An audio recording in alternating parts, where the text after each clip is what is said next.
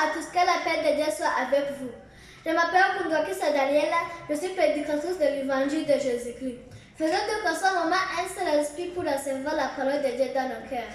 Le thème de l'évangile aujourd'hui est « Rien ne remplace Dieu ». Je veux que nous sachions que tout ce que nous faisons, toutes nos souffrances, Dieu l'a observé et il a la réponse pour chacun. Que dit la Bible à propos de cette parole? Lisons l'évangile qui a été écrit par Jean au chapitre 5, verset 5 à 8. Là se trouvait un homme malade depuis 38 ans.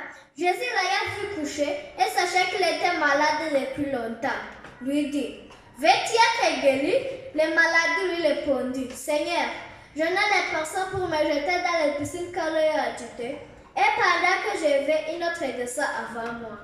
Lève-toi, lui dit Jésus. Prends ton lit et marche, alléluia. Rien ne remplace Dieu, alléluia. Qui a montré Jésus au malade? Même si tu ne peux pas l'expliquer, Dieu connaît ce qui ne va pas chez toi. Permettez-moi de citer 4 paroles fortes tirées de ce passage d'écriture. Dieu n'est pas vu, il voit. Dieu sait tout. Dieu est omnipotent et Dieu digne de confiance. Cet homme souffrait d'une longue maladie depuis 38 ans, qu'il a rendu incapable de faire quoi que ce soit. Et dans sa souffrance, il n'avait personne pour s'occuper de lui. Vous pouvez vous demander, il n'avait ni famille, ni amis, ni voisins, ni religion. Tous ces éléments que nous avons mentionnés constituaient le fondement de l'espoir humain dans le monde. Mais au jour de ton malheur, celui qui est fidèle, c'est Jésus. Quand tout le monde changerait ou échouerait, mais Jésus ne change pas. Alléluia! Amen. Parfois, une personne se trouve dans une situation difficile. Ses amis et sa famille n'avaient pas quoi faire. Ou parfois, cela dépassait leurs capacités. Mais je vous informe qu'au ciel, il existe un Dieu omniscient et omnipotent. Alléluia! Amen. Alléluia! Amen. Alléluia! Amen. Rien ne remplace Dieu. Rien ne remplace Dieu. Alléluia! Écoutez ce que dit le verset 6. Jésus l'ayant vu coucher et sachant qu'il était malade depuis longtemps, lui dit, « Veux-tu être guéri? » Alléluia! Amen. Pendant 38 ans, Jésus n'a jamais été loin de le malade. Et c'est lui qui a donné force et patience. Jésus lui demanda, « Veux-tu être guéri? Veux-tu être guéri? » Alléluia! Amen. Vous aussi, vous êtes ici. Voulez-vous guérir? Voulez-vous guérir? Sois patient. Dieu sait tout de toi. Dieu connaît tes larmes.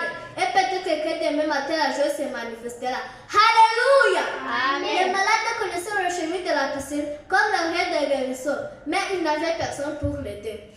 Je vous dis, je ne changerai pas votre bénédiction devant Dieu, même si la présence des hommes disparaît, les voies des hommes seront fermées, mais les voies de Christ sont nombreuses. Alléluia!